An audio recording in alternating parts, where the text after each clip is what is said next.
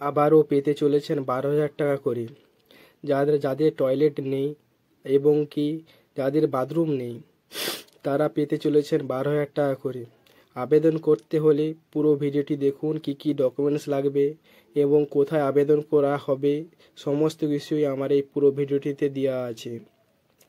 আর বেশি না কথা বলেই পুরো ভিডিওটি চালু করা যাক। আর আমার পাশে থাকার জন্য সাবস্ক্রাইব করুন এবং পাশের বেল আইকনটি প্রেস করুন।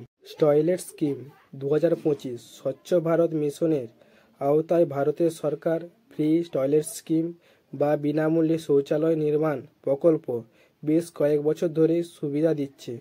এই প্রকল্পের মূল লক্ষ্য হল গ্রামীণ ভারতের প্রতিটি বাড়িতে শৌচালয়ের ব্যবস্থা করা দরকার, যাতে করে সমাজে পরিচ্ছন্নতা, স্বাস্থ্য এবং নারীদের নিরাপত্তা নিশ্চিত করা সম্ভব হয়।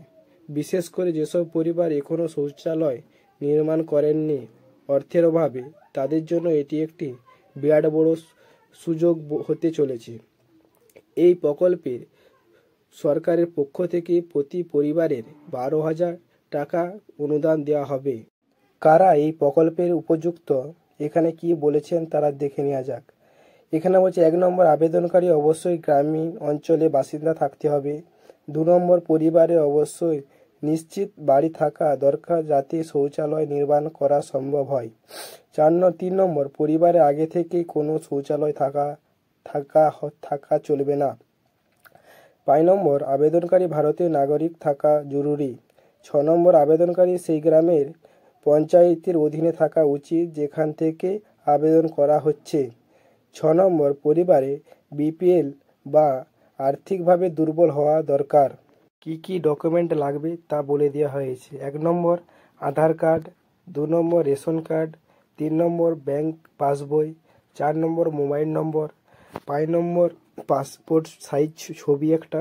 6 নম্বর, ইমেল আইডি।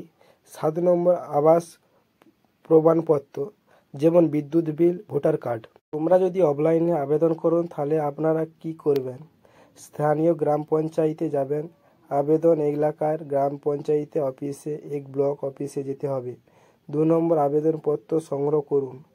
3 নম্বর, ফর্ম পূরণ করুন। কি কি ডকুমেন্টস লাগবে? নাম, ঠিকানা, আধার নম্বর, ব্যাংক অ্যাকাউন্ট ইত্যাদি তথ্য দিতে ফর্ম পূরণ করুন। 4 নম্বর, ডকুমেন্ট সংযুক্ত করুন।